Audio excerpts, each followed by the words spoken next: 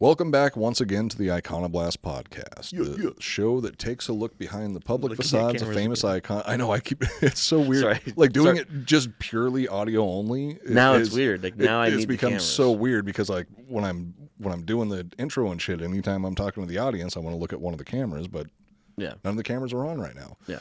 Because we had to record a intro and outro for these episodes with the one and only WARMASTER Josh Barnett. Yes. Because we talked to him for over 3 fucking hours for these episodes. It was 4 hours. And then we talked for an hour after that. Hours. Before yeah, we even after the episode was over, we sat around and just drank some whiskey and talked shop. We finished this whole bottle of Warbringer WARMASTER edition. Yeah, Warbringer the WARMASTER edition. Yeah.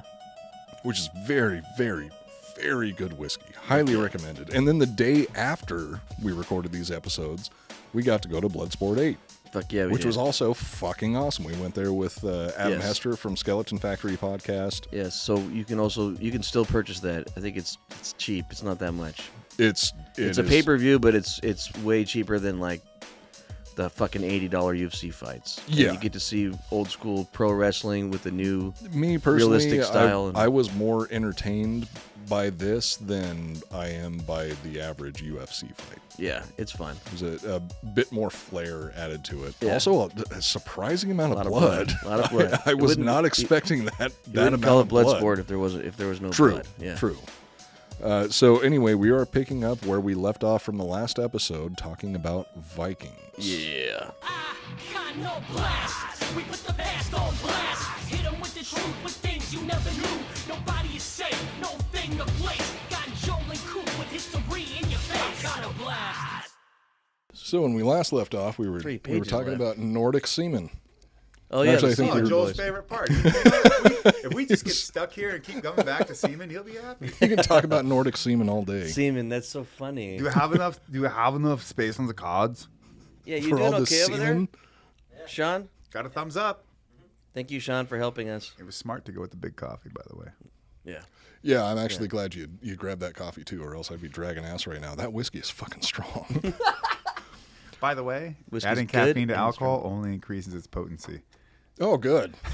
Is that a real thing? Yeah, that's a real thing. Well, why That's do you why- think Four Loko was such a motherfucker? Ross told us a story about Four Loko. Yeah, well, I love Four Loko. Well, He wished he had the a old story about version. Four Loko, except he passed out to such a degree. He doesn't can't- remember. It's all can't just a remember any faint of them. whisper. I actually have a Four Loko story. I'll say it fast as I can. Right. When they canceled Four Loko because they took it off the shelves because there's way too much caffeine, blah, blah, blah, and all that shit went down.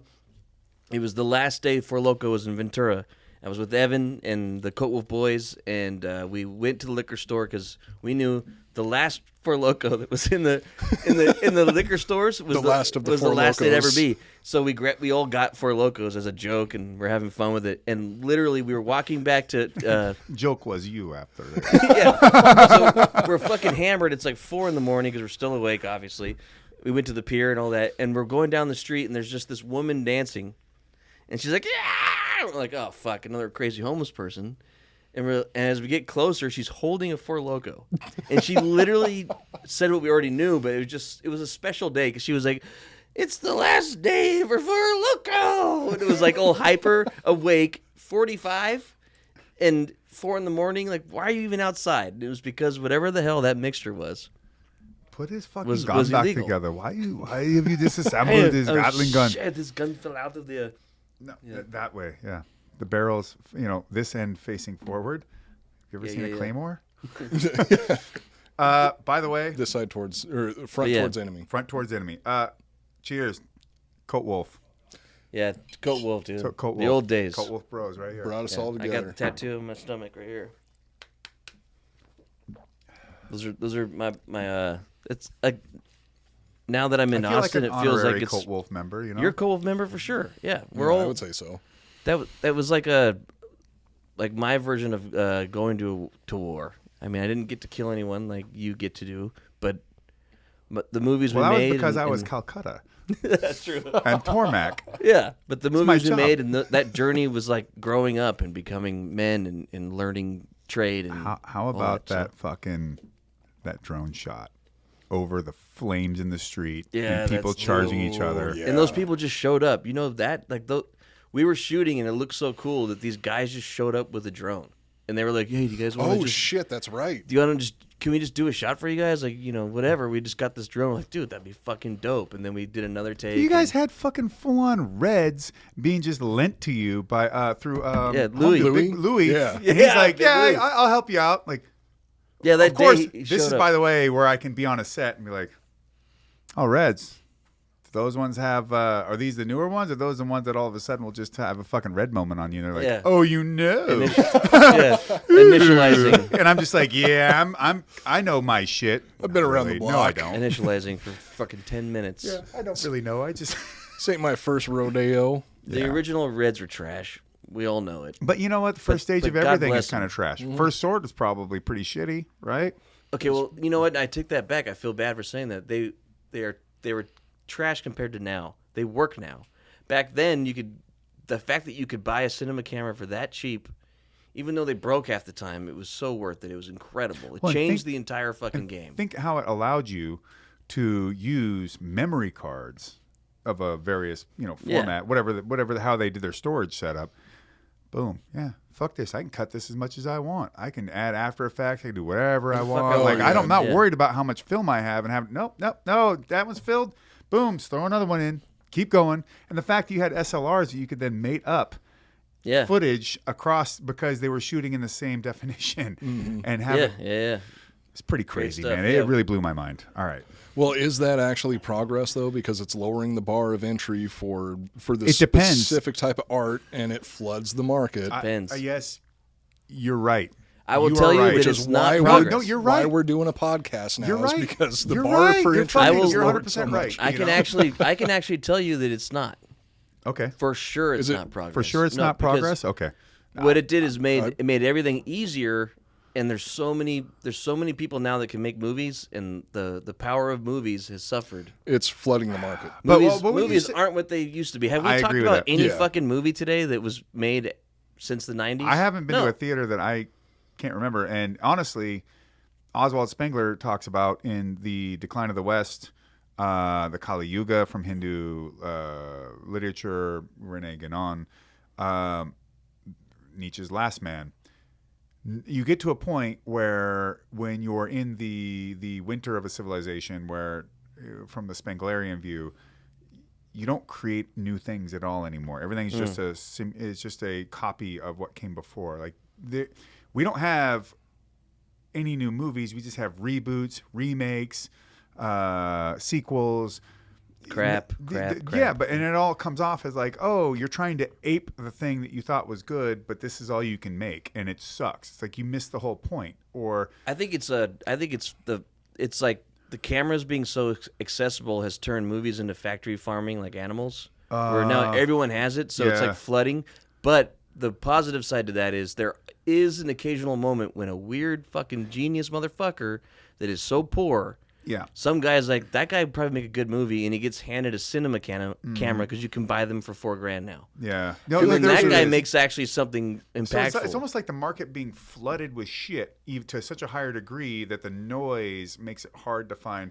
But, I imagine like, was it Jeremy Salter doing Blue Ruin and Blue Ruin, yeah.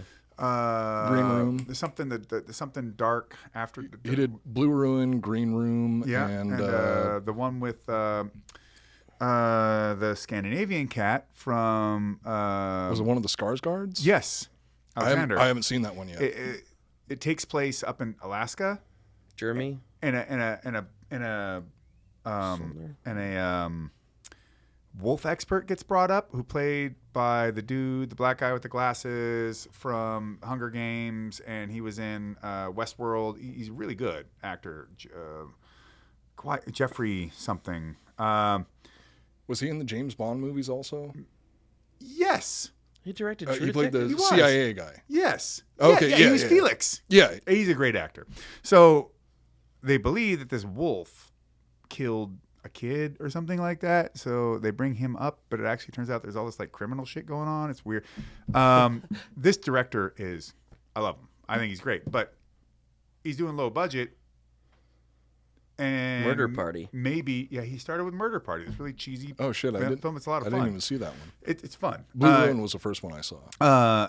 And you go, bringing the price down of this tech made it probably a lot more possible for him to go and make these movies. Yeah. And that's good. And, it Yeah. makes it possible to make Bellflower, makes it possible to make Canary, makes it possible to make Chuck and the San Diego Right. Twins. Well, and even Bellflower probably, was right before this whole Also- digital revolution. probably even Coldwater. Coldwater was shot on Reds, yeah. I Yeah. think so. Or no, that was shot in Alexa, which. Well, But it's almost the same now. So the thing, all I'm saying is, I think you're right in that barriers of entry mean that you have to have better chops. So if you're trash, you're not going to get your shit out there. But it also makes it so that if you do have potential, it's more accessible to you. But I Yeah. will say that there was so much stuff from the 80s and 70s that was just really cheaply shot that somehow still managed to get out there and get done. You know, Yeah. I don't think John Waters had a ton of money to make Pink Flamingos, but he still managed to make it, right? Mm-hmm. And fucking John Waters is a genius. That was the thing with Coat Wolf that we had for sure, 100%. Like, everyone involved had the passion. It was, if we were Vikings, we'd be the best Vikings slaughtering a raid. But our raid was a movie. Yeah, it was. I made my Everyone was I made my obsessed with outfit. it. I made my outfit. Oh shit, that's right. Yeah, And I designed what it would be like, and I knew the character had a sword.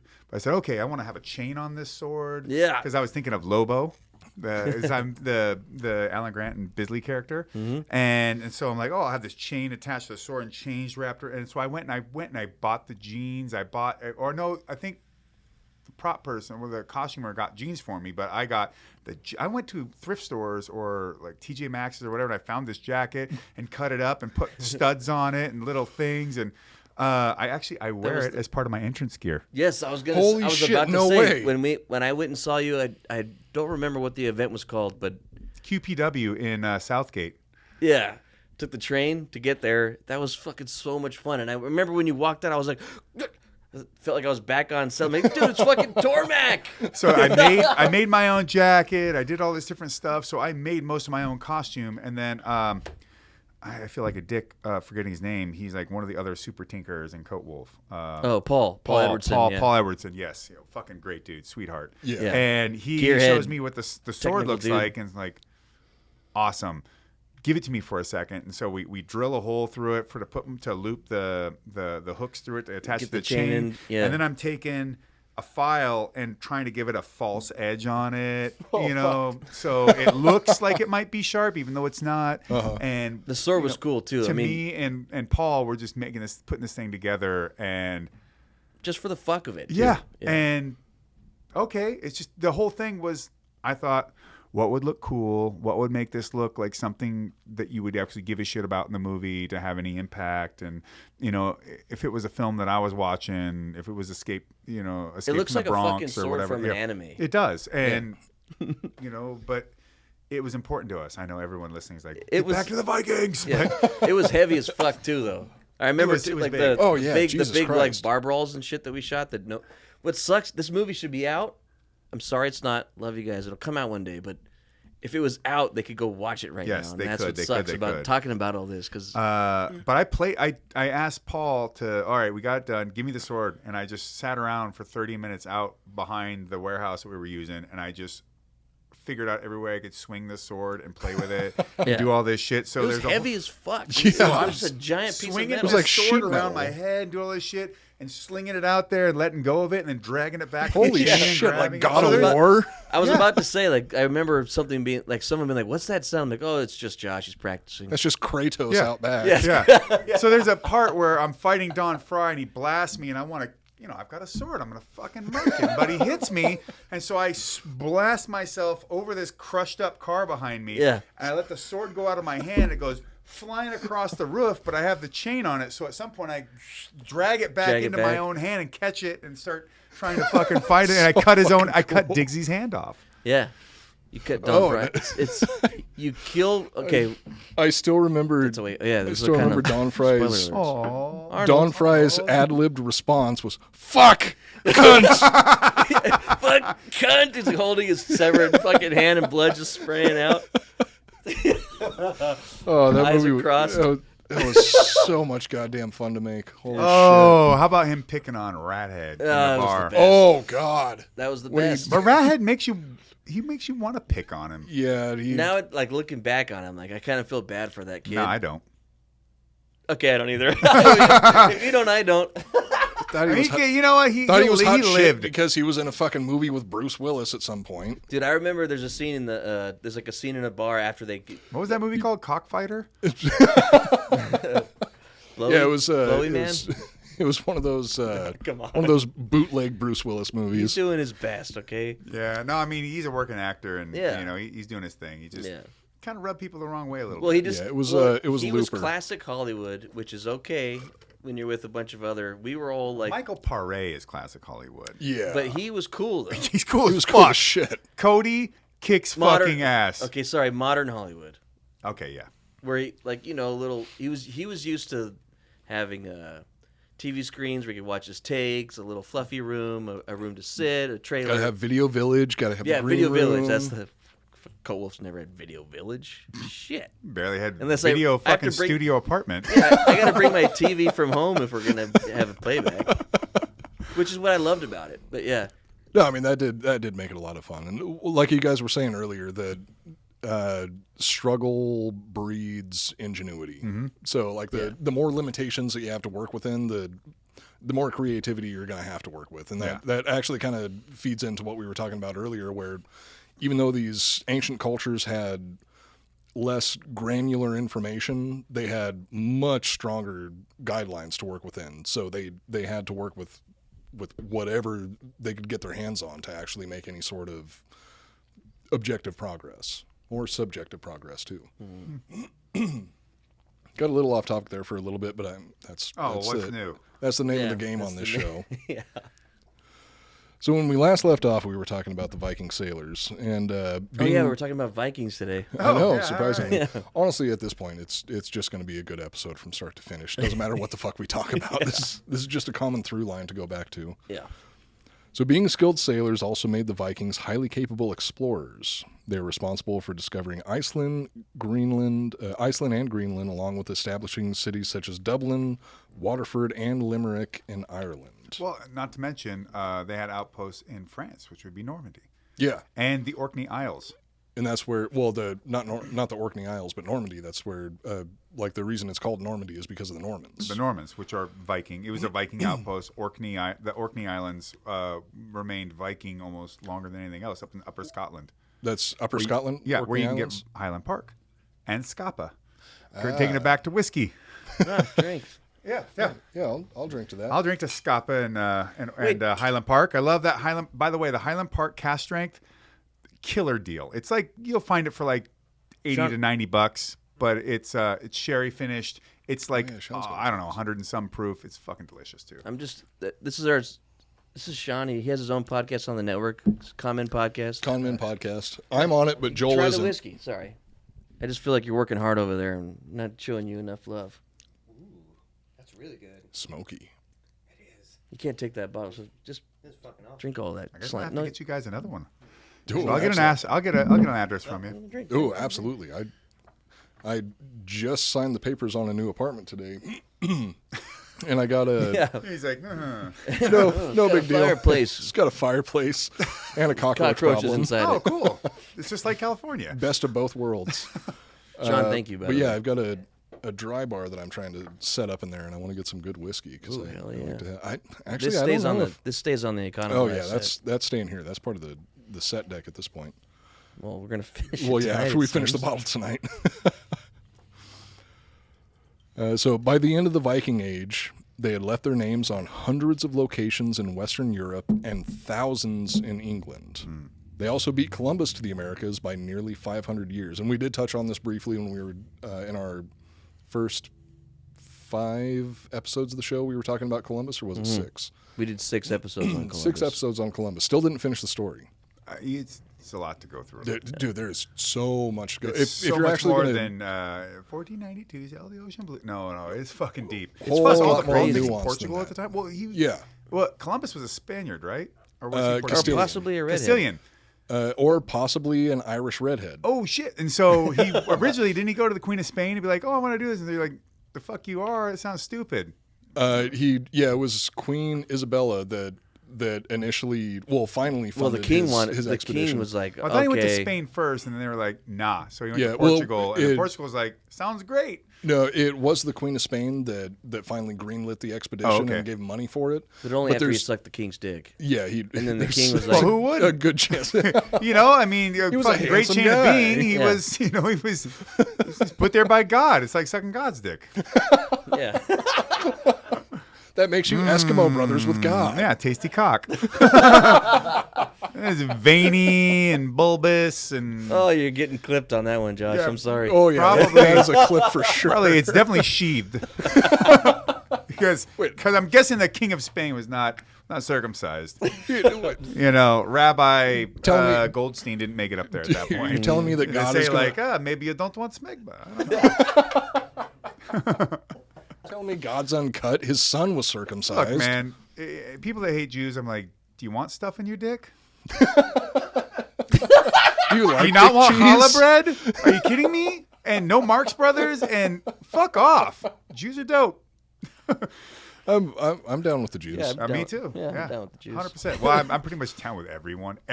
Literally everyone. You take me practically anywhere, I'm like, hey, in history at some point you guys did this dope ass shit and you did this. That's Yeah. fucking cool. And Everyone's also, done all of us something committed awesome, atrocities. And everyone's done Well, something fucked up. yes, but We've all got a little bit of both. Yeah. well, you can't get away from it. No, you can't. I mean, like we were talking about earlier, you can't judge any culture in history by modern moral standards or any other standards outside of those specific set of standards in the period of history Plus, that they there's occupied. often a really ignorant way of transposing modernity on top of these people and being like, they didn't have microwaves and toaster ovens and all this other. No. So for them to get what they thought that they needed or wanted or what have you, I mean, there was most of this shit. God, it must have been- You weren't getting it through violence or deception. Yeah. Usually violence. And, Yeah. You know, this was. And it wasn't just like, oh, this unique like the Zulu weren't just uniquely warlike. If they weren't, everyone else was. Or it's like explain to folks like, the Aztecs didn't get conquered by like thousands of Spaniards, right? It was a really small group of About Spaniards like that showed up, 130, I think. and then all these other tribes were like, oh, hey, guess what? You like shiny shit? These fucking assholes over here that have been like butt fucking us for a long time, they got tons of it. Want us to help you fuck them over? Yeah. Dude, that. I mean, we were talking about history being cyclical earlier, and that is 100% the case. I mean, there's not just the like metaphorical truths that we were talking about, where we keep finding these recurring themes throughout human history. Even crabs, I think it was like crabs have Like the STD? no, those are unique to modern times. Well, no, those But have been around that's for a what long I time. have. Yes. Thank that you. not, Well, at least you're not never exactly. alone, Clear bud. that up, yeah. Yeah. always traveling never drink with alone. always traveling with his entourage. But like crabs or crustaceans in general, Thanks for, it's a big entourage in your defense. Loyal followers. Never leave his side. No matter how much shampoo he uses. never leave the tree line. They're like the Viet Cong of genitals. Oh, fuck. There we go. There it is. Oh. Cheers to that. The whiskey's working. I am, By the way, the I am loving Vietnamese this have fucking a whiskey. dope-ass history, too. They're Oh, fucking dude, gnarly. They're badass. They Viet- fought off China forever. And the French and the Yes. Americans, they're like the Afghanis of Asia. But Or if you, Afghanis of- a lot of, getting fucked over in the mountains of Vietnam happens. It's like, oh, we're going to, no, you're not. Although China did have enough influence that like gold and red being in Vietnamese culture is from the Chinese influence. And, Oh, really? And it I didn't was know kind that. of a colony of China throughout different eras. I don't remember which Chinese dynasties were able, but they could never conquer Vietnam. It just couldn't fucking happen. They just kept getting repelled. And even with the French, there's still parts of Vietnam where they're still French. And Oh, yeah. you like banh mi's? Thank the French. Well, I don't thank the French for anything, but that's kind of a running theme on the show. Oh yeah. I actually really like the French. I You know, do. I- I mean, I like, but like I said, I like. I've been talking shit about French people on the it's show for so long, easy, I kind of it's have so to stick easy, with it. You know, especially because they have such a arrogance to Frenchness, but at the same time, so much cool shit across all cultures across What's the the world. coolest Like thing they've the done so French much. have done? This Are this you is- fucking? Are you Like really just gonna ask me literally, this? Yeah, the literally Normans. dominating European history yeah. for God knows how Louis many the hundreds of 14th. years. Louis the Gauls. Post Gaul. Post-Gaul. But the fucking Louis the 14th had cannons in Latin. It said the last argument of kings. Oh shit, that's right. That's pretty tough. Wait, didn't they? I think. Okay, that's cool. That's Savat, French fucking Foreign Legion, French Napoleon fucking Bonaparte. right. Well, which happened. Little Emperor? So the Wait, Jacobins and everybody, this whole fucking You're supposed to be French not saying Revolution they're cool. goes off, and then what happens at the end of it? You get a singular ruler at the end of the day, anyways. Way to go! And also, you can thank the French for the concept of creating a Manichaean concept of politics to left and right, based on the French Parliament of on the right side were the monarchists and the left side the Republicans. Holy shit! No way. I did not know that we had the French to thank for the left and the right, like nomenclature for. We also have to for politics. we can thank French postmodernism for the killing fields in Cambodia. Oh, and thank God for that. Right. doesn't mean that's badass. Wait, Wait. Okay, so Wait. it I mean, if you like human skulls, it ultimately resulted in Rambo 4. So in a way, that so movie, French- by the way, that's an 87-11 done film. So John Wick, all that stuff. Chad and them worked on that. I'm friends with those guys. That's why and I go Rambo train 4 there. was so dope. So It by was the way, fucking you awesome. want to talk about like, oh, who don't you know? Yeah, I'm friends with 87-11. Sick. And I So- go and train so it's there. nobody I would that go you and don't train there know. at times and work with those folks. No But, shit, that's dope. So if you ever watch Man of Tai Chi, there's a fight scene in there. Man of Tai Chi. Man of Tai Chi. It's Is got that Wu-Tang Clan involvement? Okay, never mind. it's got Keanu Reeves and I forget the Oh, lead. that one. I forgot Yeah. the lead in it, but it's a kung fu flick. And in it, there's a scene, the kung fu guy master versus an MMA guy. Well, the fight scene itself, a bunch of that is me working with Wait, Jeremy you're- and all them I've at seen that 87-11 to put the fucking fight scene together. That's fucking no sweet. shit. I can't believe that there's a Keanu Reeves film that I haven't. It was foreign film, but he masturbated was to. he was the dude in it. Yeah, he's the main bad guy. Yeah. Wait, Keanu plays the bad guy? Yep. Yeah, he's kind of like he's the rich guy, but then he has skills because he's John Wick. Yeah. Is there any other movie that Keanu Reeves has played a bad guy in? Oh, John I Wick? don't know. No, he's not the bad guy in John Wick. He's a murdering, killing, crazy guy. Everybody is. Yeah, but everybody, he's like the honorable, ethical one. And who does he kill? Still bad. Other like evil dudes. Murder is wrong, Josh. He kills dog killers. I'm okay with that. Yeah, I'm not gonna agree with murder being wrong. So I'm You sorry. know what? If you want to sometimes take it's all necessary. rapists and castrate them and mutilate them and fuck them up all day, I'm fine with that. Yeah, we have a If you- policy. if you rapists wanna and take- pedophiles. Yeah. I think there should be levels to like murder. Like, I mean, like, there's like technically there are. 6-month jail murder. You know, I feel like there's some like, yeah, you can murder them. Yeah, Wait, did you hear about the Cain Russian Velasquez pedophile? situation. There was Wait, a what? Russian. Well, I mean, there's been plenty of Russian pedophiles, but there was one specific Russian pedophile country, recently. yeah. It's a big country. There's a lot of people there. There's going to be a whole lot of kids getting raped. The big country, Russian pedophiles. Yeah. They diddle your kids and on. Is that the translated version of the Russian national anthem? I've No, never heard it in English. that was me badly That's what you recreating sang an when you- 80s song called "Big Country" by Big Country. It There was sucks, a- and Big Country sucks. Sorry, maybe The you're fighter? fans of Isn't that a mine. wrestler? No, well, he kind of sucks too. Well, he doesn't. He's a tough guy. He's That really was tough. one of the fucking He's tough as coolest shit. fights No, ever. Fuck he's with tough any as of shit. Yeah, As a person, he's a little you still have a questionable, but- record from that fight. You know Yeah, I the do, record. I do. The most punches to the face ever in a heavyweight fight Yeah, on the was fence. into Big Country's face. No fucking way. 94, I think it is. It's like, you know what? There was over You 300 know what, Roy? punches. You just should have fallen down and saved your brain. Well, and the toe stomps. It's not my fault Oh, you have a toes. traumatic You- brain I think he had injury. broken toes for sure. Yeah. A lot of toe stomps. Well, it's not like he's doing a 300 whole lot of walking or 300, running. 300 punches or anything productive. Just kidding. I'm a fan of Big Country, the fighter. Oh, You know what? I'm digging on him a little bit here, but Well, you guys threw. oh well, no, it's mainly just from him saying some stupid shit. But otherwise, I don't know him personally, so I don't know if he's a dickhead or not. He, as a fighter, like I wouldn't level even a single ounce of disrespect against him at all. None. Yeah. None at all. Like, it's just, nuh-uh. That guy is legit as a fighter. He can hold his head high about his losses as well as his wins. Yeah. He's got zero shame that he should carry about anything he ever did in the ring. Fuck yeah. period. Roy Nelson deserves any accolade, anything positive towards what he did in fighting that has ever been levied to him.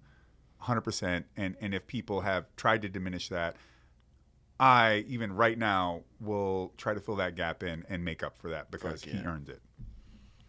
Fuck. No idea who you guys are talking about because I'm not into MMA. I know Arena Country. He's a giant redneck dude with a mullet with a huge beer belly. From Texas, originally. That Josh From Tejas. beat the shit out of, but couldn't. Oh, good take old down. Tejas. I'm familiar with that place. Couldn't drop him. So I respect to him. couldn't drop him, yeah. 300 total strikes in that fight, which is still I the world wobbled in a record bunch for of times, heavyweight. but I just didn't get him Beat to fall. How does that happen? It only happens if I guess you you're can call me big a country. bitch. I don't know. yeah, no, the only way about it's to do big that. country. That's it. Yeah, he's got a pretty hard noggin on him. God damn. Yeah. See, that's Great fight. I was screaming through the whole fight, like just wondering how. It was a great fight. I fought Frank Mir also in the midst of filming Chuck Hank with you Yeah, guys. I watched that fight too. Yeah. he's the guy that founded all the national parks. Yes. Yeah, that's it. John Muir. Yeah. glad that Sean picked up on that one.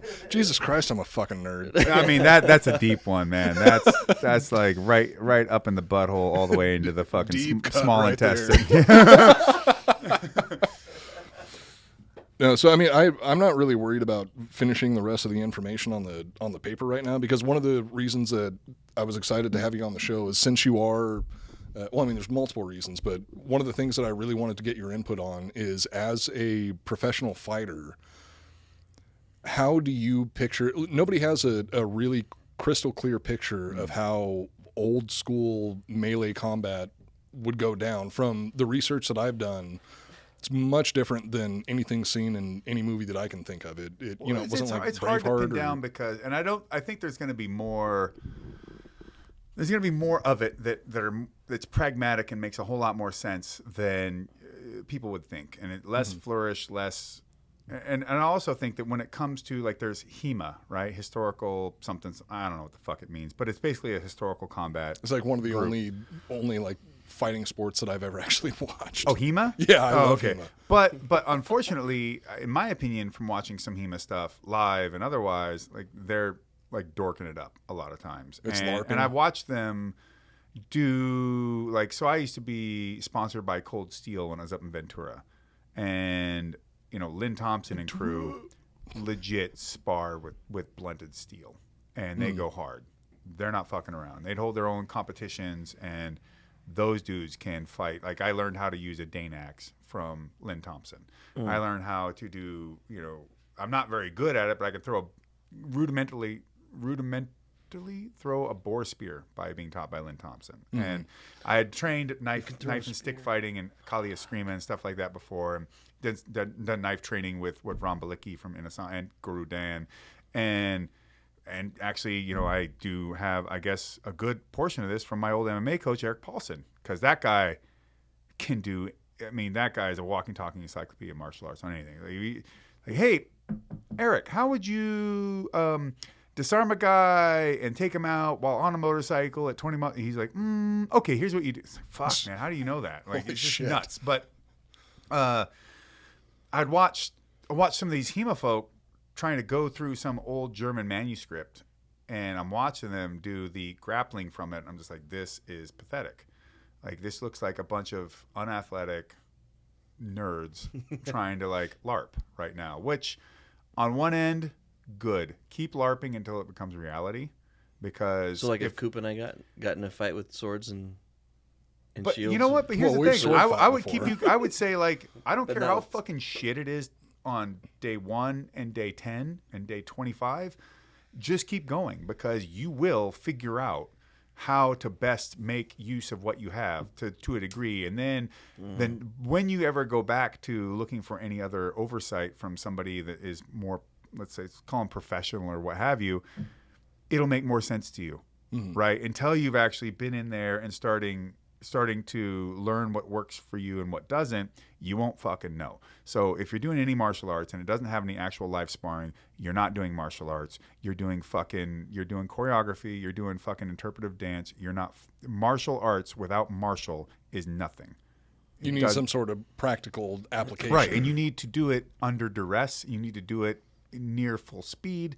You need to try and do it in a way where nobody is being cooperative, because that determines your actual capability of applying and successfully using any hold or strike or technique, and then being able to then move from your initiation into something of completion, which could go all kinds of routes, right? You think you're going to grab part X and do application Y, and then all of a sudden they say no. So then you're going to have to change. You're going to have to go and move to this and do to that, and blah, blah. You have to put it all together, and it's a constant offense, defense, ever engaging activity. And I'm down with like HEMA in the concept of go out there and spar and fight and do this, and that's dope. That's the way it should be done. But I see like it gets too LARPy at times, in my opinion. And if someone wants to correct me or give me something that shows otherwise, I'd be interested to see it. But keep in mind, I am a real fucking fighter. I literally walk in a ring. My last fight was fighting a man bare knuckle with elbows in a ring, not screwing around with, prop swords and whatever, and like having somebody go, "Oh, that was cool." Like it's different. It's not two people understanding the choreography and how the move is supposed to work. It's I would people say, working against each other, right, trying to make sure those moves and while the HEMA people aren't cooperating, it's like go do a gathering by the Dog Brothers, where they literally, it's like MMA with weapons. So go do that and then come back to me, or do Battle of Nations and then come back to me and tell me how well your shit worked. But bringing it back to your question, were you asking about how the Vikings were attacking? Or was that... I mean, I think that would be a good way to tie it into the overall theme of the episode, but also I'd actually just like to know in general what your personal interpretation of how these they worked as a medieval unit. They work as a unit, right? So you don't go and conquer whatever by yourself. That didn't happen. In reality, we can't do Rambo. Well, even Rambo 4 wasn't by himself. No, he had his team. Yep. Well, he did have a once team. he got on that 50 what a brutal movie, man. Man, when he got that, that was a Fucking Duska, amazing, I though. think. I That was a Russian Duska, and he just exploded people. That was like, that was. I mean, that movie had my fucking butthole accurate, pretty by the way. puckered. The background on my laptop was a image of him firing that weapon, but the gun was removed, and there's just a Canon 5D in his hand, and there's a butterfly in front of it. He's like covered in blood with a camera, and I'm like, "That's Where me." it's got thumbs up, and he's just. Oh, dude, they replace all the guns with thumbs up. Yeah, I fucking love that. So in any case, oh, by the way, you want to watch a dope Sly Stallone movie? I bet you've never even seen it. We'll see. Over the Top, yeah, I've seen it. Copland? Cobra, Yeah, I've seen it. of course I have. Oh, Cobra. I made my girlfriend His watch old that. school She was porn like, movies? you know who did Absolutely. that? I saw that too. Italian Stallion. There's no real porn in it. It's just like Nah, him just like softcore. running around doing Ring Around the Rosie while high on drugs at Holy one shit, point. that part I Yeah, don't they're like remember. holding hands and like the camera's following, like spinning around, you know. That sounds But That's foreplay. Daylight. nope. Good You movie. guys are It's so cliffhanger. fucking no. We're talking. not cliffhanger. This is where part of. Okay, you've seen Judge Dredd, right? You think Amon Dasante was in there for just cause? What else was he in with him? Dude, they're buddies. Paradise Alley. Paradise Alley. Wait, what the? Wait. He even sang Never heard the of it. theme song. Stallone? Or was it his brother? Was it his brother? No, it's not Frank, who I've met and who knows who I am Jesus from fighting. Christ, you know everybody. Paradise Hills? Alley. Paradise Alley. Okay. Thank you. I have to look it up. 78. God damn. Wait, was that pre-Rocky? No, was that post Rocky? When He did wrote Rocky it. come Did out? he direct it too? I believe He's got the he top. did the theme song. Yeah, he directed it. 7 mil. It Holy made. shit. Sante is in it. It's a movie about pro wrestling in No early way. turn of the century New York. Wait, in 78 about pro wrestling? That's like not even the same pro Terry wrestling Funk that is we in have it. now. Terry Funk is in it. No. Yeah, that's cool. Wait, but this isn't like the Mickey Rourke movie, The Wrestler. No. The film tells the story of 3 brothers in Hell's Kitchen in the 1940s who become involved in professional wrestling. Paradise Alley. Sorry, Directed 40s. and written by Sylvester Stallone. Produced by Edward Pressman. Don't know who that is. Wait, hang on. Did they have pro wrestling as we know it Starring- now in the 1940s? What? Starring Sylvester Stallone, Kevin Conway, Terry Funk, etc. Amanda I'm Sante. gonna fucking watch this. Armando Sante's Armando the brother. Sante, right there. Yeah. Wait, I thought that who Brother, was- pro wrestling as catch can has been around since the. I'll have to come on. We'll do a whole thing on pro wrestling, the history of professional wrestling, and like catch back wrestling. to the Pancration. We'll start from that Wait, but and move all of our way up to when pro wrestling was essentially a completely legitimate sport done all around the world. Even Jack Johnson did professional wrestling in a shoot match, like real fight in Europe. Wait, but is that the same pro wrestling that like I think of like You thinking of WWE, WWF? Yes. WCW, But like a precursor to it? but moved on from it, like evolved. I wouldn't say evolved, but as it has moved into throughout the eras into ending up into this point. But yeah, that's all part of the same chain of lineage. And the Goldust Trio, who would go and bilk people out of their money and trick them and think like, oh, we set up this whole thing, we're beating the shit out of all the fucking locals, and then some guy in the crowd is like, well, I'll take the next match, and then he goes in there and wins, and then except the guy in the crowd was their ringer and set it in on it, and then they No bet all on him fucking and then way. take all the money and then take off. There's also a great movie on this whole Holy thing shit. called Bad Day to Go Fishing. It was made in Argentina or something like that, and it's a fucking amazing film about pro wrestling the way it used to be. And it also shines a light on weigh-ins. You know where that comes from? Betting on matches to see what the fitness of the guy is, how he looks, all this kind of stuff. And like, open workouts, same thing.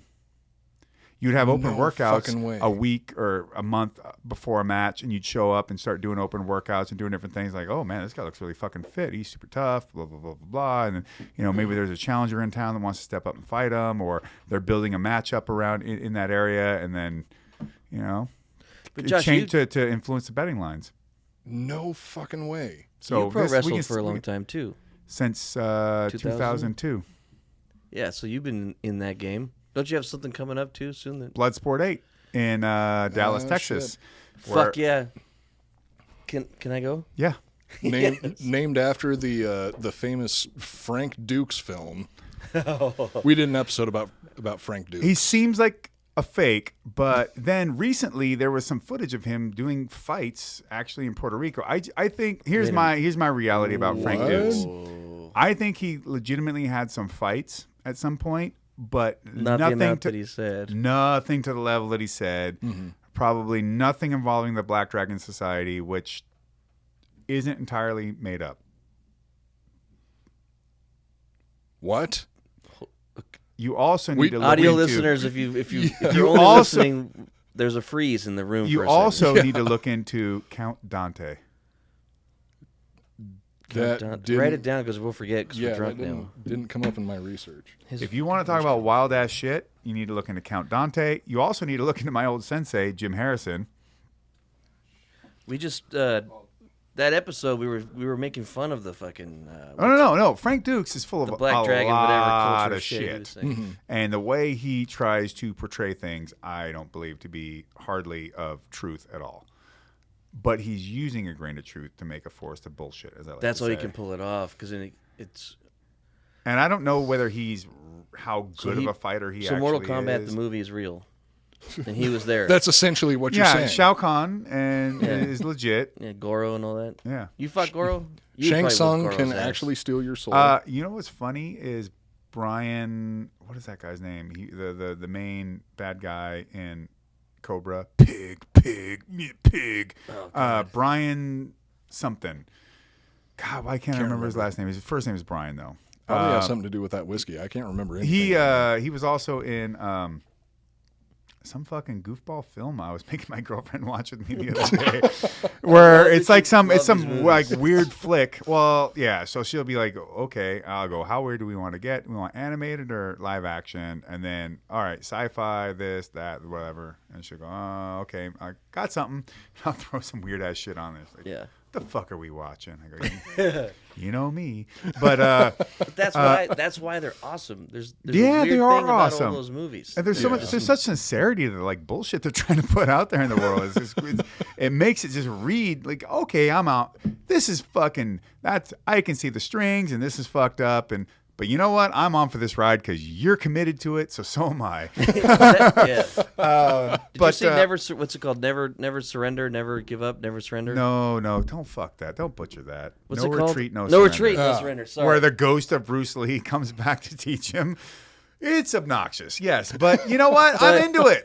I'll watch it. And anything with Lauren Avedon, that was King of Kickboxers. My girlfriend was No clue. is the one that made me watch that movie. What? Yeah. Wait, your girlfriend's a dork? Yes. She had an aunt that owned a fucking a movie rental place. So she got to see, and Van Damme was huge in Czech Republic. So Van Damme was like her version of my Arnold. So she made me watch that. She makes me watch, like, I'll make her watch Arnold movies, and she makes me watch Van Damme movies. It's the Belgian And Arnold that's- Schwarzenegger. Do any of you watch Seagal movies? Oh yeah, oh yeah. Hey, Under Siege was sick. Yeah, Under When he Siege was finally sweet. finishes that fucking knife fight and buries it in Tommy Lee's head. Yes. Ooh, Tommy Lee Jones' Hey. head, like punk. A lot of people give Steven Seagal a lot of shit, but I've always been. Yeah, I mean, for good reason, though. Is he a pedophile?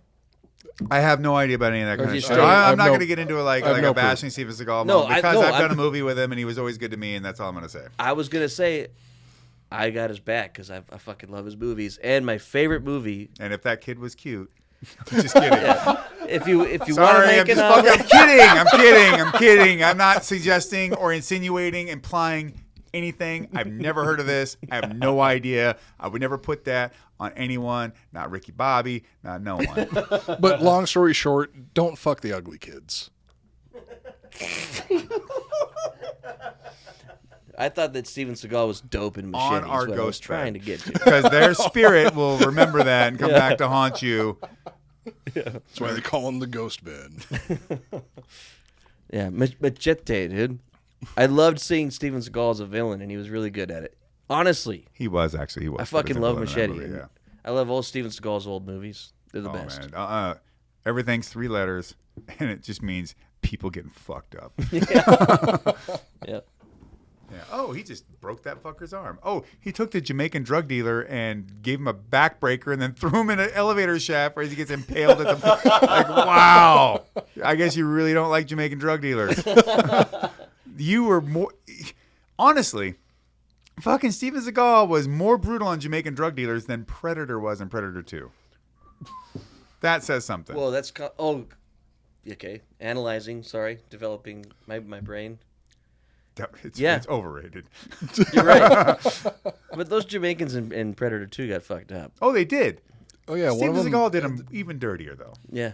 I didn't see him rip off anybody's head with their spine attached, though. True. Yeah. But it was all Screwface got after really a kill. fucking wrecked. The difference is the Predator kills them all, then rips out. That's all after. Yeah. they're dead. That's, Oh, They're okay. already They're not dead. suffering. Steven That's just- Seagal just like he like breaks every While part they're of the alive. guy's body, then throws his fucking throws the dummy down the fucking elevator shaft onto like some pole, and I'm like, isn't he dead by now? Oh, he's paralyzed. Oh, that ain't good enough. Yeah, he's extra Yeah. dead now. Chuck him down the fucking elevator shaft. Dude, okay, I think we should raise some money to make a sequel to one of those where it's like about a Jamaican cripple. A Jamaican crippled. The guy that survived the elevator Trying to shaft. bounce back after he was attacked by Steven Mom. Seagal. It's a serious My drama. leg don't work no more. My dick don't get up. I read. It's the pursuit of happiness, except it's a Jamaican guy trying to reconnect with his son after he got paralyzed by Steven Seagal. Yeah. But you know, to tie it all, well, not to even, I'm not tying shit into this, but the Vikings had an era that was very, very, very influential on a lot of how Europe would develop, right? So they went west, which we're mostly familiar with, right? And they end up in Scotland, UK. I mean, there's so much Germanic. Well, it's not just from the Vikings, and we're not going to get into all the like the Normans, the Saxons, the Normans, and everything. Well, the Normans would be related to the Vikings, but not like the Saxons and the Germanics that ended up over there from at other times. But just the Vikings themselves had a huge influence, and to the fact that a good portion of what we would call Britain was ran by the Danes, right? So like York and all this. These are Danish settlements. Yeah, well, the One of great the kings of England was Danish at one point. Yeah, well, I mean, especially post Great Heathen Army. Yeah. That was at the tail end of that. That's when they all kind of started integrating. That's something that comes up pretty much any time that we have this guy Jack Mandeville on the show. That name sounds familiar. He makes the rounds. He's one of the He's one of the lead dudes on Vet TV, and he's a recurring character around here. Oh, yes, absolutely. It's a terrible idea, but I'm full of terrible ideas. This whiskey is really fucking good. But overall, taking it back to my original question is, so there's not a super clear picture of exactly how old school melee combat That's right. carried out between two armies. Like even when it comes to the more, not necessarily recent, but if you think of like any of the major melee battles throughout history, there's not a very Peloponnesian War or like War of the Roses. Or even that. I mean, it's not that 100 it's Years' War. recent, but wars like that. There's a major misconception about how they were carried out because most people their exposure to it is through film, and in films it's going to be a lot more bombastic, and that you have whispers a lot of times. It's hard to get direct fact, and it's tough, especially when people are dying and things are burning. And if it wasn't for the monasteries, we wouldn't know actually a whole lot about how things were back in the day, because even like what eventually would become even something that they were using for propaganda fodder, the Codex Germania or whatever, written by I can't believe I'm forgetting his name. But in any case, It's not your fault. It's your alcohol's fault.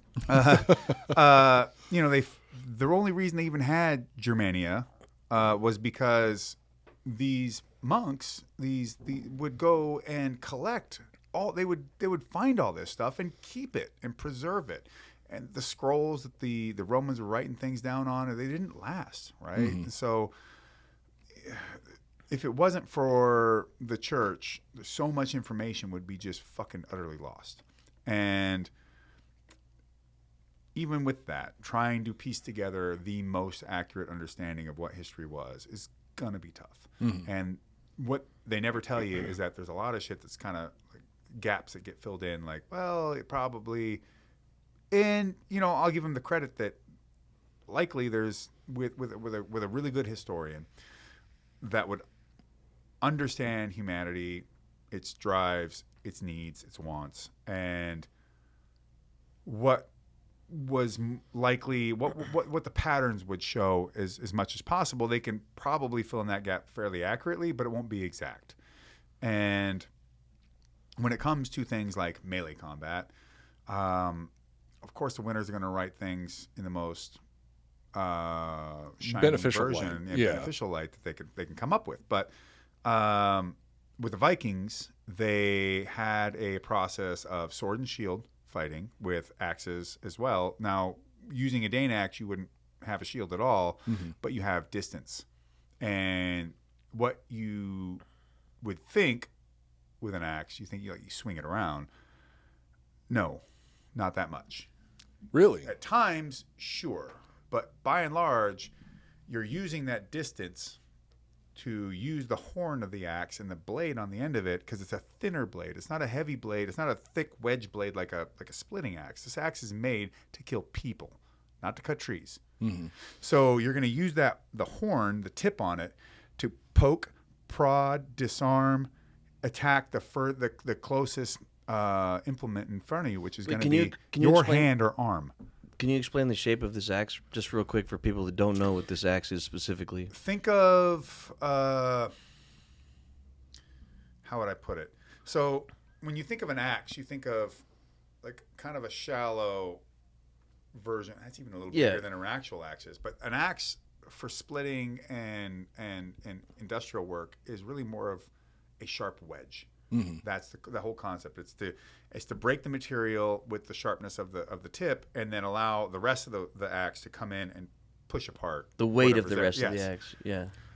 The Dane axe. Dane axe was similar to a halberd, right? But with a much larger blade. Wide, but the tip can either go further down, but there's still also a tip here on it that which we call the horn, and that can poke and cut. Yeah, and that's so the part where I was like, wait, the horn. That was the part that was confusing for me. I'm picturing the axe. I call it it's basically the tip that comes. It's just on the the one upside. The little upsweep on the end there. Now, so picture an axe with a head that looks like a crescent moon. Right. Kind of, almost. yeah. The moon's and then one point crescent goes is to going to be mostly below, but there's going to be a tip that comes out on the top. And the tip that comes out on the top, you're going to use that to hit the hands of whoever's attacking you, come up and under into the jawline, any of this kind of stuff. And you're using this distance to basically navigate away from their ability to swing their sword or get into your range. And if you're swinging the axe, you have that moment where the blade is coming through on the arc, right? Okay, this is all danger, but as soon as it comes past you, you're exposed. And you're telegraphing. And from that, then it's just a matter of one direct strike through, and you're hit. Well, then also thinking about the close proximity of everybody else fighting in the formation with you. If you're swinging around this 5 foot long fucking axe with two hands, that means that you're going to have to have a bunch of space on either side of you to avoid hitting any of your. But I can say this troops with playing around and sparring a bit with the Cold Steel guys, and they, this is especially coming from their mouths. Hey, look, if I got a sword and you got an axe, I'm fucked. You have so much more range than me, and you can stay tighter and just keep attacking my weapon, my hand. You can get to things before you can make contact before I do. Yeah. I'm in trouble. Yeah. I honestly never even. I mean, I feel stupid once again, but like the attacking of the hands and the poking at the little. Keep going. That just made total fucking sense. Is all. Like we've talked about the Romans fighting all the time, and I'm imagining all this shit all the time, and I never even thought about you just poke the hands. Am I actually on camera at all? Yeah. All right. Is there a wide shot? I mean, this isn't quite long enough, but when you can think zoom out on the right, wide. If you think you're striking like this all the time, and there is a lot of momentum and power that you're going to develop because you have a longer lever, right? I'm gonna stand over here. So you have a longer lever, so you can develop more power with a strike. But when you exert and you commit all that power into one strike, there's also a longer recovery time. So that means more exposure to getting hit, or for them to close that distance. And now, if they close the distance, you're in a fucking tight spot because your blade's at the end of 5 feet. Their blade is right in your gap. So how the fuck do you deal with that? Not very well. Yeah. So the idea is you want to keep them at the end of your weapon because that's where it does damage. Yeah. So with that Dane axe, a lot of time you can be just sitting here and just poke and just making small motions, and at the whole time you're at the end of the distance. It's almost like using it as a spear at that point. A bit. This is why halberds and spears are probably essentially the most superior weapon of your foot soldier. Yeah. Most superior weapon of your foot soldier. Are pretty much.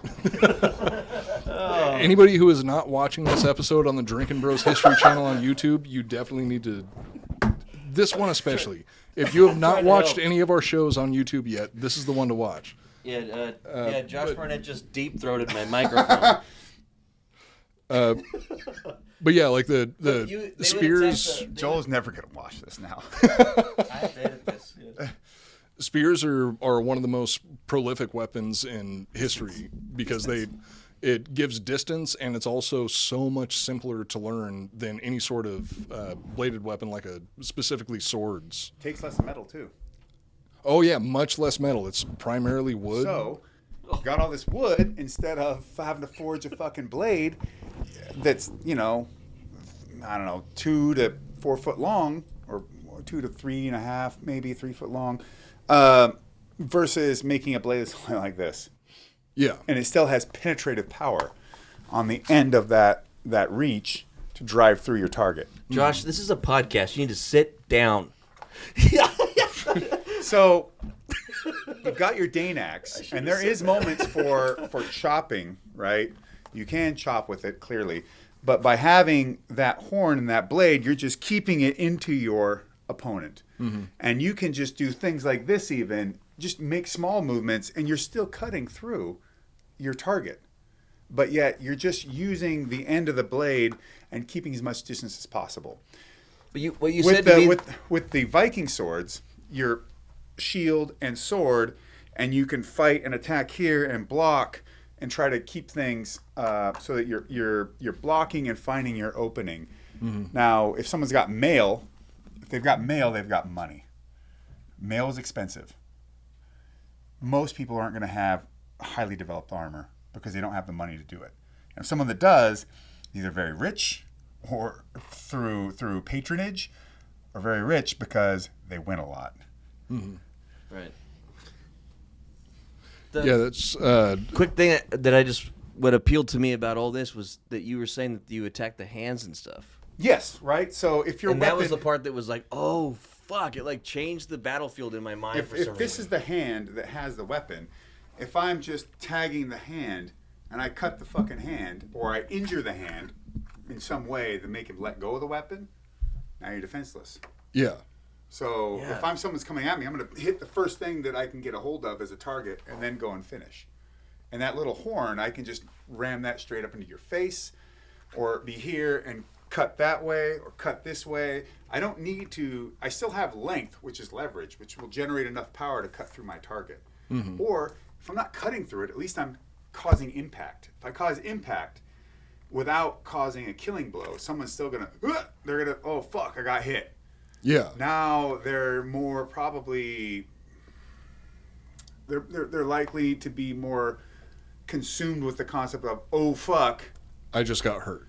Versus, okay, I gotta, do X, Y, Z, and then even still they had hand axes, usually they would carry on their hip. So if they lost their sword, they could draw a hand axe and they still have their shield and they come in and start bashing and smashing. But a hand axe being so much shorter doesn't have the reach. Mm-hmm. But I can generate a lot of velocity because I have a longer lever, a relatively long lever, and a heavy weight on the end. Mm-hmm. So as I swing that weight, it generates even more force as it goes through its motion. Yeah. And if I'm hitting you in the helmet, bing, which doesn't have horns, because it would get in the way when you pick something up. It's gonna get caught on everything. Right. And you're sitting here and you're doing this, bing, hit your horn.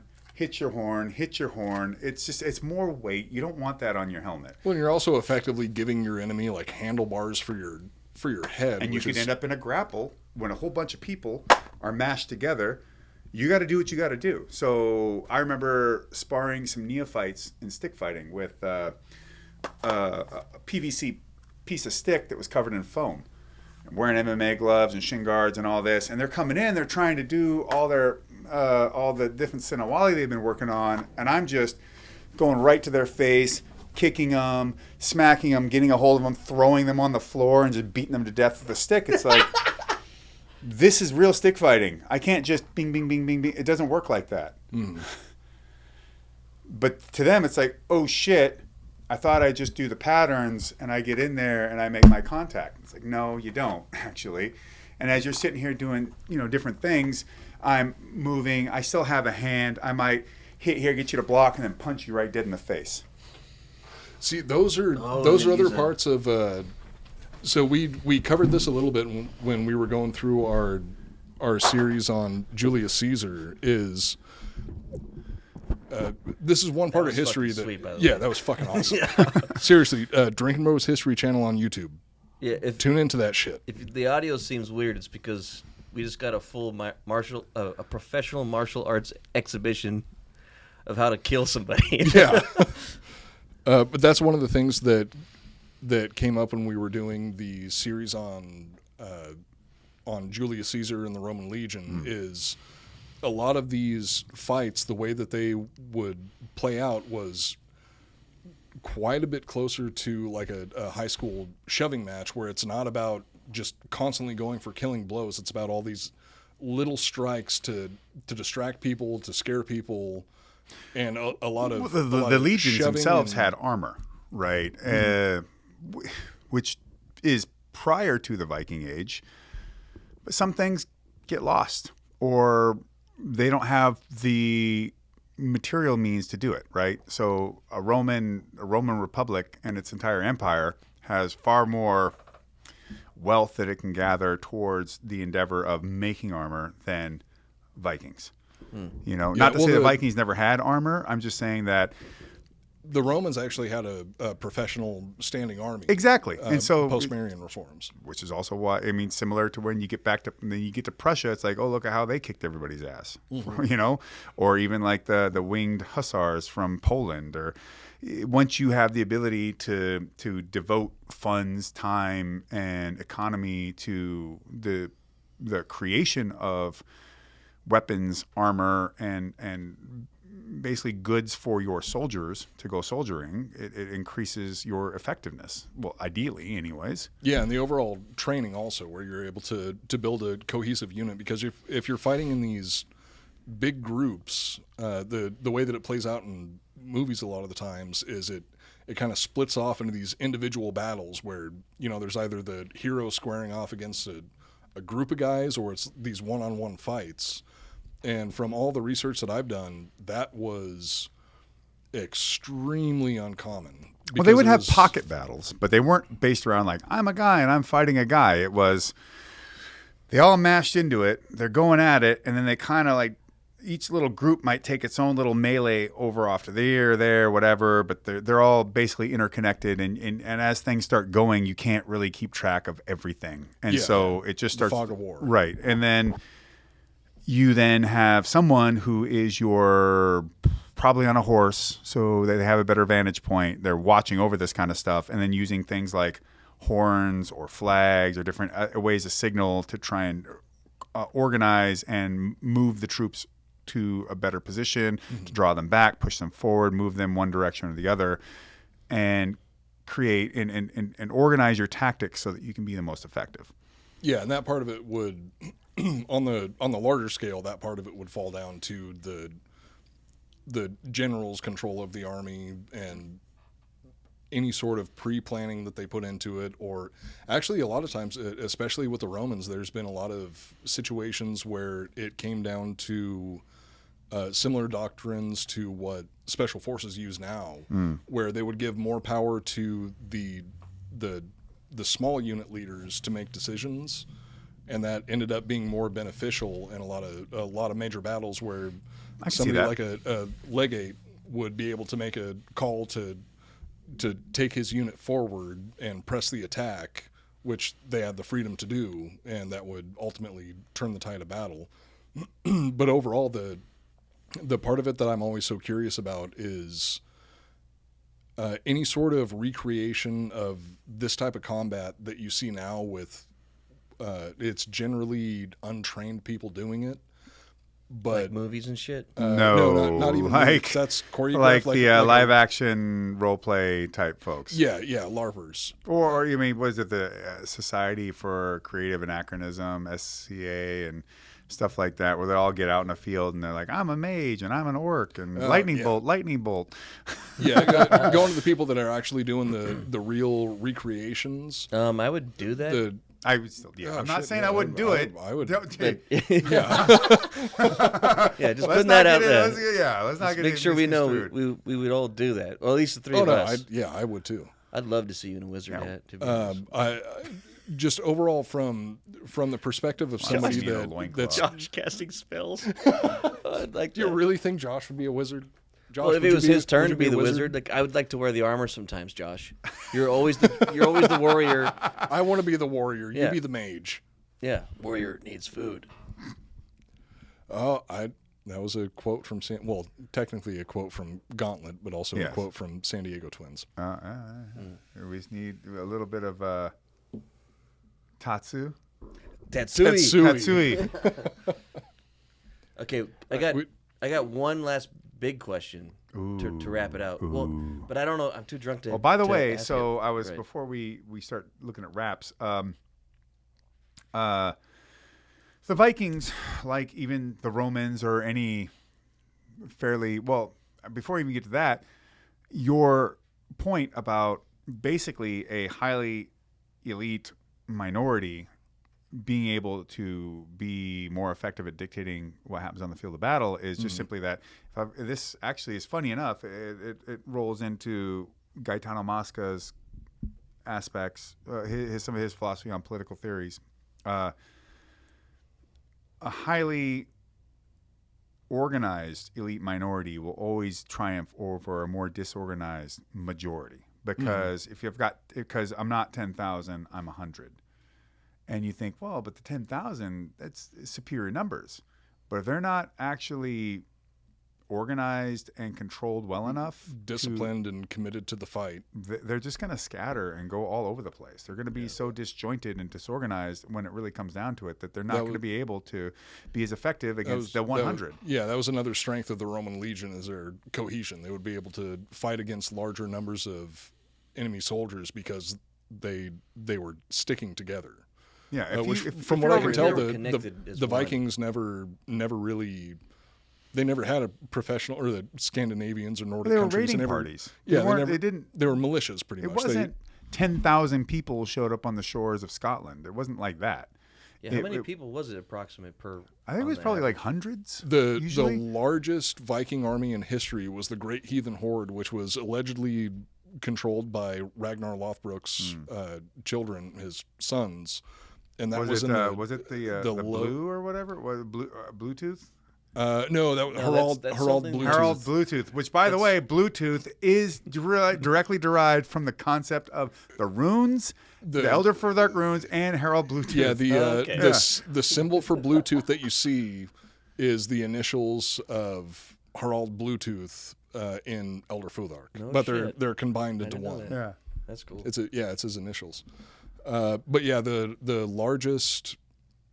I mean, I don't like. This is an episode or a couple episodes about Vikings, Yeah. so I have to say Vikings so people understand it. But the largest cohesive Scandinavian army in history during the Viking Age was the Great Heathen Horde, which was run by it was Ivar the Boneless. The bonus.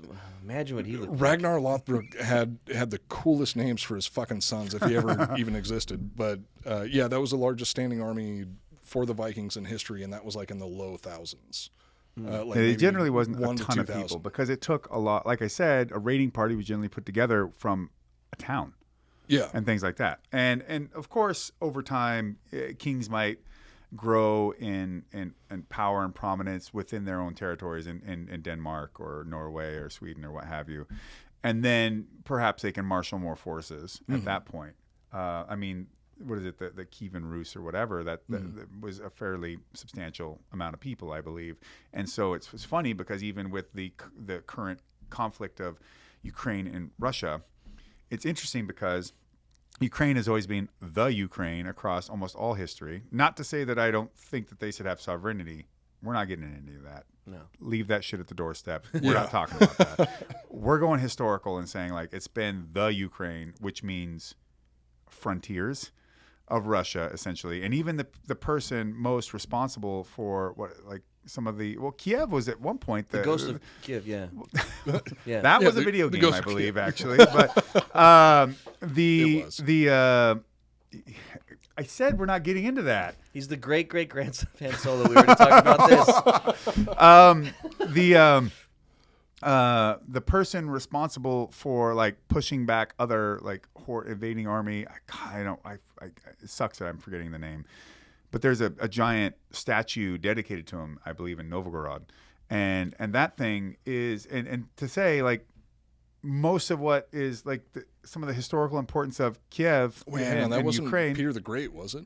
No, St. Petersburg? No, it was before that. Okay. That guy was based out of Novgorod, which is still Russia, and Ukraine was just like the frontiers of Russia.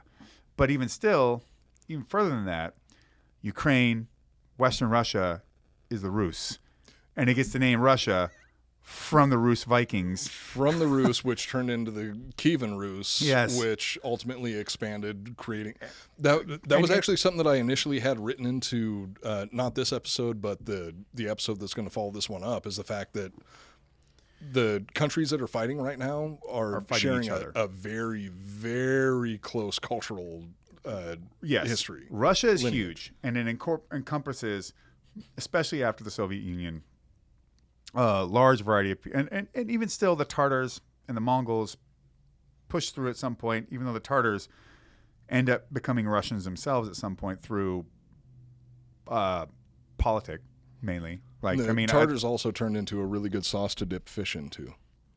agreed. Mm-hmm. We all love tartar sauce. I mean, you think that's a joke, and it's like, yes, but tartar sauce. But yes, it's fucking good. Technically, it has dill in it. That seems pretty fucking Russia. But like Tartars and Kazakhs and the Eastern, the more Asiatic aspects, what would become Russia, still has roots in the Mongols. They're all in the same. And the pizza. Golden Horde made its way all the way fucking across, and largest empire that ever exists. But a good chunk of what you would call Western Russia is Slavic Germanic mix, and you start seeing these, like, look at all these blonde-haired, blue-eyed fucks. Where do you think they came from? Because they're of a Germanic origin, because Vikings. Yeah. And so these Slavs and these Germanics, these Indo-Aryans So are my all girlfriend mixed is up. a Viking. Czechs aren't Slavs exactly. I Yeah, think. and Or also- maybe They some of are. them are. I guess. They Yeah. are. I mean, Slavs are a Czechoslovakian. pretty big group. They're not Yeah, I Slavs guess anymore after the Slovakia- 80s. If she's not actively raiding waterside settlements, she's not a Viking. She lives in a cave. And what, Is she see-through because she's never seen the light? Like she's some weird deep cave bug? Real pale. She is real pale. Yeah. I don't, Vikings live in caves and they raid villages. Oh, She- they live. Wait, hold on. Living in caves, they have villages. yeah, I'm pretty sure you're mixing up the Flintstones with the Vikings. Vikings aren't bats. But anyways, yes, I mean Slavs and Indo-Aryans have a lot of overlap in themselves, and Indo-Aryans would eventually become Germans and other things, and so, and I'm sure there's some absolutely deep fucking nerd out here who's gonna be like, no, actually, and it's like, it's fine. It is so Totally goddamn fine. fucking complicated that you cannot condense it down into one specific look. statement. I try on every goddamn Yes. fucking episode. No, it I can't look, The man, third I'm man trying. in space was Czech. I'm basically trying to understand as much as I can of the world and what it has to offer and all the great beauties, horrors, interests, and all the things that have come to make up what encompasses such a fucking incredible place full of so many incredible people and cultures across all time. Eat all their fucking food and drink all their booze. But yeah, I'm sure you guys, someone out there will know more than me, and that's great. There's a YouTuber called Apostolic Majesty who is just fucking. That motherfucker has to have the most tape on his nose, on his glasses I could ever think of, and he goes into such deep dives about, the Russian Revolution or the Prussia and its fucking empire, the Prussian Empire. Did you write down the other thing? all this kind of shit? It's just insane. So I and there's just got to even subscribe be to Apostolic even Majesty. more history based folks that are out there that are just so enamored with it that they get so deep in the weeds that it's probably more than most people would want to bother with. And you know what? To be honest, I actually welcome all that criticism. Just Oh, don't me be too. just don't be an asshole. because I'm here for the same reason everybody else is, and including you guys and gals, because it happens there too, that are the deepest interest into being history nerds, because I think that understanding the patterns of human behavior and throughout all of history is really important to understanding how to see how things are going to happen in the future, because we aren't different. We still, like I said earlier, we still operate from the same basic principles and the same behavioral patterns and virtues and vices that we always have. And so the Vikings, okay, they moved their way east at one point. You have the Rus, the Kievan Rus. You have these blonde-haired, blue-eyed guys I'd see over there. I've never been to Moscow, but I've seen them all the way into Far East, like Khabarovsk and Vladivostok, which is more close to the. You've got like, what would you call like Eskimo types, to be really blunt and like simple about it, up in like Yakutsk and all that. And then you go further south, like, around Vladivostok and all that. It's closer to the Asiatics. But so what, right? This became part of what is Russia, but on that western side, really Germanic in a lot of ways. Even the Slavs have so much overlap because they're just interacting with each other. And I don't care if you're a Slav or a Germanic, if someone has a cool fucking sword and it works better than the one you had, or you think it is, you're gonna fucking adopt it too. Hell yeah. The same with the chainmail and like I said, go look into Slavic history and you'll see a lot of same or similar runes, symbolism, all that. It's so wild that you can look at Indian history and swastikas and sun wheels and different things and like, okay, this is in India. Holy fuck, it's all over here too. And while Blavatsky is pretty responsible for, as we look at it in a modern era, these things were still there prior to Blavatsky appropriating it for her own reasons, or Himmler or whoever. This stuff lived on its own despite them. And it always will, to be perfectly honest, because there's probably something about it that is, I don't know, that we are inherently drawn to it, right? If you look at, I'm not talking about swastikas like Hakenkreuz, crooked 45. It doesn't matter what orientation. Like in Japan, it's the other way, and it's not tilted at all. And that is a symbol for, it's called the manji, and it is generally used on maps as a symbol for shrines. Now, you look at it in the still same, it still looks like it could be spinning, right? But the idea of the spinningness is the concept of the infinite. Is that it's continual. It always continues and moves. And Like 69, kind of. exactly. Yeah, you're just constantly like blowing and sucking. And, A But snake 69 looks like infinity. yeah, a Ouroboros. it's a snake eating its own asshole. Yeah, and even that, I'm sure Two you can snakes find a lot facing of each other. two snakes. Yeah. Under the black sun, Yeah. black moon, black sun. Yeah. So you'll see all that. Then you got the Varangian Guard that end up in Constantinople, or in the part of the Byzantine Empire, and they're the king's private guards. And through the Vikings making their way down that direction, well, they also managed to travel into some of those rivers, and they come across the Persians, and they learn about crucible steel, or that's at least that's the theory. And so from that, then you get the Ulfbert. Now, I don't think Ulfbert is a specific sword, and nobody really even knows what the fuck Ulfbert means, but that sword shape and style then shows itself up in Slavic aspects. Yeah. It shows itself up in other places. Yeah, and it's not even just the general shape and style, but the inlay of Ulfbert shows up on what some historians consider to be like the original Louis Vuitton knockoff, where it's like it's not actually an Ulfbert sword, but somebody people knew know how that they've popular heard of they it. were, So they make so it they look would, like it. Yeah, they would make it look like an Ulfbert.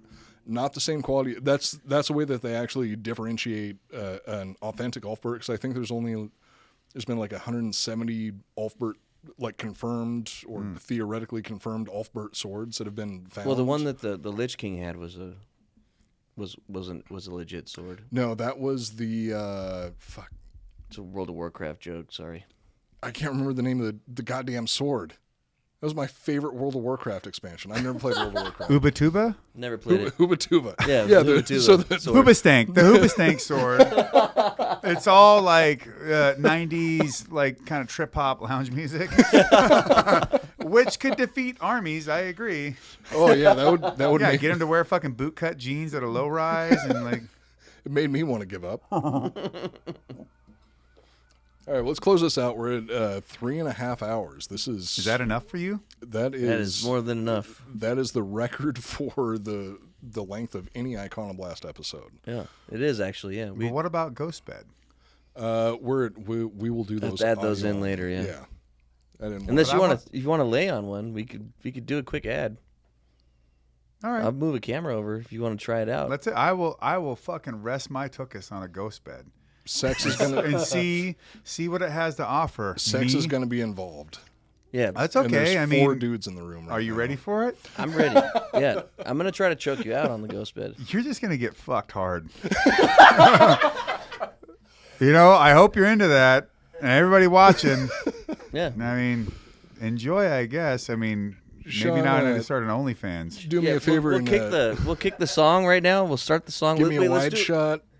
Let's do a wrap out real quick. Let's do a proper wrap out. Well, and I'll then, say this much: I am absolutely honored that this was held in reserve specifically for me for so long, and that not only 5 was years. it like, oh, Josh, beard guy, blah blah blah blah blah, but in fact, it wasn't that such a surface level understanding of things. Like, actually, he probably does have the information and knows what he's talking about, and would that's- be able you to be a did. part of this Yes. conversation. And I'm not an expert on Vikings. I'm not an expert on a lot of things, but I really try to understand as best as I can. And I really just want, at the end of the day, for people to go out there and dig into things, start reading the books. And I generally say, like, the older the better, because I feel like the more into modernity you get, the more things tend to get warped and twisted and pushed out in different directions, especially as Opinion different gets ideologies involved. start to become more entrenched, and then that will those paradigms will decide how you have to view something. Or it's cool that Vikings are in vogue right now, but as much as you can find an article talking about Vikings are cool, you'll find all these articles saying like, well, Vikings were evil and they were terrible people, and it's like, compared to who? Compared to what? It's always a question you got to ask yourself. Compared to what?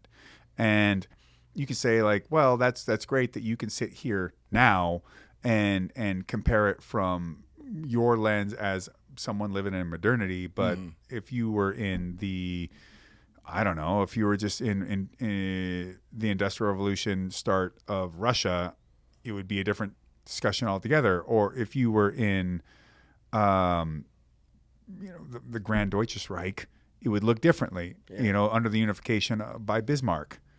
We're speaking of cannons, by the way. So the fucking Siegessäule in the middle of Berlin, the bronze reliefs around the fucking bottom of it are all made from the melted cannons of fucking defeated foes. It's the fucking Iron Throne. Whoa. It's the Iron Throne from Game of Thrones. Yeah, but cooler.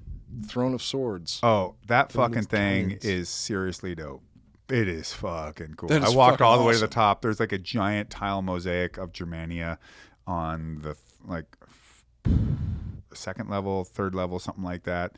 So you go outside and you look at it, and it's on the inside. It's just like, whoa, shit! And Germania is on the top, and Germania being this mythical representation of Germany as its like patron matriarch, so to speak, and it's just fucking cool. Like seeing shit like that, it's like, wow, all right, this is myth fully in action. But even That's like fucking being, if you were to go to Novgorod and look at the fucking statues, I see everything communist. When I go to Russia, I go and fucking find it, because you look at this and you go, this is myth in action as well. Stalin is like this big fucking linebacker built statue in fucking Yekaterinburg, and anywhere you go, you see like the worker is proportioned in this heroic aspect. I I dig that. It's not about whether or not I'm into communism or fascism or National Socialism or any of this shit. It's got nothing to do with that. It's just the, like the history of the location. The amount of influence and effect that it's had on the world is just fucking mind-blowing. I would go and see. I'm not a fucking Nazi sympathizer, but I would love to go and see Auschwitz just to understand the history behind it and be able to stand in a location where something so world-changing happened. You have to go to these places to see what the human drive pushed through mythology and exerted upon the physical realm looks like. Mm-hmm. And the reason why those fascists or totalitarian or whatever you want to call them, those regimes were able to be what they were, one, they had calamity or some sort of crisis that was a big spark towards the flame that could build them. And even then, everyone's like, Nazis, Nazis, Nazis. And you go, you know that Weimar Germany was such a fuckhole of after World War I, and it was such a fucked up place. There's a documentary on Berlin. They did these documentaries called Sin Cities, and one of them was on Berlin prior to the Nazis coming to power and Hitler becoming prime minister or chancellor. He was one, then he was the other, right? He did the one, and then eventually he managed to take over the other, and that made him like essentially de facto. Yeah. But it was a matter of steps. Well, actually, like most things, but a matter of goose steps. That's pretty good. Pretty good.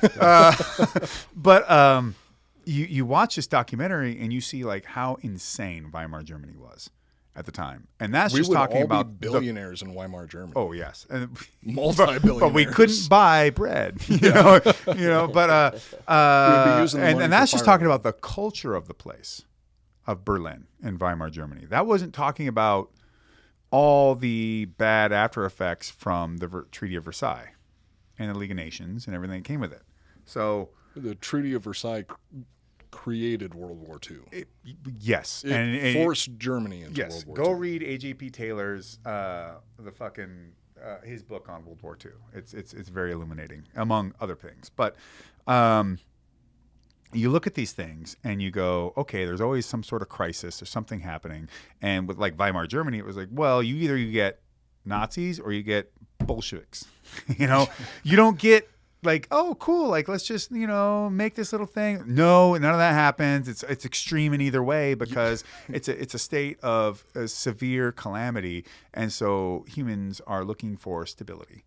And you can get even way deeper into that if you want to, but ultimately the way I look at it is you see this destabilization, this crisis. It brings about this extreme solution, so to speak. Some may say a final solution. I knew that was fucking coming, but I had to. But you see these how these things ramp themselves up, and talking about final solutions. People, I'll tell folks at some point. I go, you do realize that we didn't go to war in World War II to save the Jews from the concentration camps. And they're like, no, that was a. They go, what? I go, we had no idea. We didn't know. It had nothing to do with it. Mm-hmm. That's retroactively put into the whole story. And in fact, I think it was Lyndon Johnson or one of them said, let Russia and Germany fuck themselves over, and then whoever's left, and let's just go beat their ass. We don't care. Like, why do we need to fucking be there for any of them? I know Patton was pretty intent on. Oh, Patton was like, "Okay, we won. Now let's go that way." But yeah, now that's a whole different episode. And by the way, look at not what the rest of the world did to Patton. Look what we did to Patton. Look what we did to Patton. Yes, he's a future episode for sure. Mm-hmm. And McNamara. Oh, McNamara. Well, we've had requests for McNamara's morons. McNamara and McCarthy also. I mean, that's which one? 20 years. The general? No, McCarthyism, like the Red Scare. Except the Red Scare that was real. Yeah. I mean, I'm not saying it was all good, but I'm just saying Also, like he wasn't fucking bullshitting. The it wasn't a lie. origin of the Hollywood blacklist, thanks to Ronald Reagan, Well, also is on my shirt. yeah, go watch what is that fucking Coen Brothers did a brilliant movie on this. It's just about Hollywood in the 30s. Wait, the Joel, you know this one? It stars the black and white one? Josh Brolin and I think Black Widow's in it. Okay, so No Country for Old Men. No. This movie is brand really new, good, right? and I love the Coen Brothers. I think they're dope. They're so fucking good. the short with fucking with the gold miner. Buster Scruggs. Oh, that Yeah. was good. That was actually my really good favorite too. Ballad one. of Buster Scruggs. Yeah, but the whole I didn't like all the shorts. I mean, they're all Was it, well made, but the one with Hail Caesar. Tom Waits. I think it's Hail Caesar. Oh, Hail Yeah, Caesar with George Clooney. Yeah. I never watched that. No, I Watch haven't it. seen that one either. They literally have Marcuse show up at some point. How have I not fucking seen Herbert this movie Marcuse yet? of the Frankfurt School, When they who was actually all the Frankfurt School was then sponsored, paid for, and brought over by the CIA and integrated into the U.S. looks like a conspiracy theory not episode that should be conspiracy. on the Sean, are Common you paying Podcast attention? Theory. Yeah. I Yeah. think we might need this on a future Conman episode. No, I mean seriously, the Frankfurt School was funded and supported by the U.S. government. And Marcuse, there was like, I think it was pre-CIA, there was like some sort of Institute for Culture or whatever, and Marcuse was a part of it. So that's how people like Marcuse and Adorno get to be a part of like Columbia University and what have you. Jesus Christ. Okay, we could keep doing this for another 4 hours. Okay, yeah, Or- we're getting off track. But all I'm saying We'll is go ahead and that close this out. there's so much truth underneath everything, and so to think that like people were down with Mussolini or Stalin or Lenin or Considering the way or Mussolini died, Hitler, I don't think that many Italians were. well, who knows? There was at Okay, least a substantial there was a pretty well part of I the mean, population that well, didn't look, like him. Gaddafi had things going for a while, but when everything was destabilized and he was set up to be fucking taken out, yeah, I mean those, and even then, this is like you could say a highly organized, in this case, virulent opposition to someone is enough, right? So maybe 15 million Italians were like, oh yeah, old Big Chin is great. All it takes is 10,000 to be like, I fucking hate him with everything he's got. And if he's not protected anymore, you're done. That's all it takes. Shit, that actually brings it back around to one of the points that we were talking about earlier, which the internet is the most dangerous invention since Gunpowder. Yeah. Yeah. I mean, generally, what gets things canceled? Not 15 million people.